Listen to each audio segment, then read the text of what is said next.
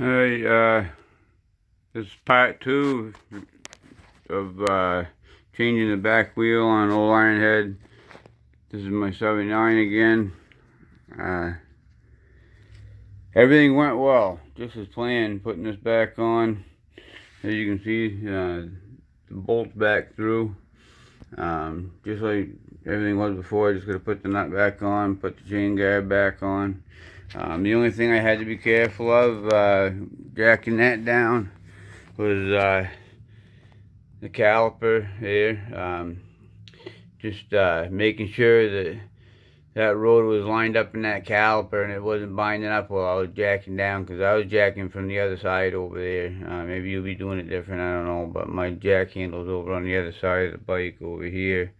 I just happened to have it up on the jack already. If you're setting up for this job specifically, then obviously you probably have it set up on this side over here. But anyway, I just jacked it down until I was lined up over here on the bolt, and right behind this caliper here. I don't know if you remember seeing, but right behind here there's a hole in that caliper, and that bolt goes through that hole in the caliper and then into the rim. So those three things have to line up, but they do it fairly easy. Because make sure when you take this off, the thing to do is that caliper, just break it loose from the frame. It only takes it's very easy to break loose from the frame, and then it moves around for you. You can put it wherever you want. Anyway, that's the three things that has to go through. You can see the grease.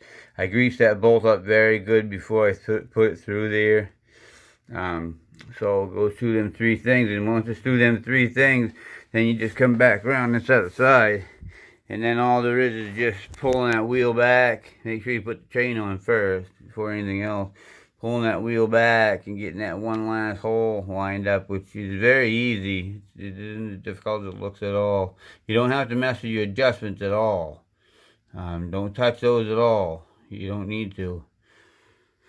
So anyway, that's it for this video, part 2. For those of you who didn't see part 1 and you missed it there somehow, I was too stupid and I lost it off my camera, and I had to do it in 2 parts here. So I'll just recap real quickly what we did basically in the first video. All we did was we took off this chain guard on the side right there. We took that off to get it out of the way. I put that back on. Two nuts, one behind shock, one a little bit further up on the frame. We took that allowed us to take the chain off. We took the bolt out. We tapped on this side of the bolt till we run out of thread. Then we grabbed the whole of the bolt on the other side, the head of the bolt, and we just twisted it back and forth. And turned the rim back and forth until that came out, and then took the chain off, let that drop in between there, and basically that wheel came right out of there. And we jacked up to get the wheel to come out underneath that fender right there, and it's simple as that. I can't believe nobody's ever done a video on this, because it looks so confusing, and now that you can see how simple it is. So I hope this is going to help some of you guys out.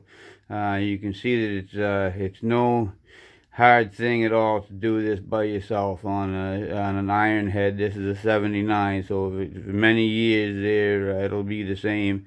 The early 80s, I know at least the early 70s will be the same, I'm sure. I don't know how far back, but alright guys, that's this one. Alright, have a good day. All right.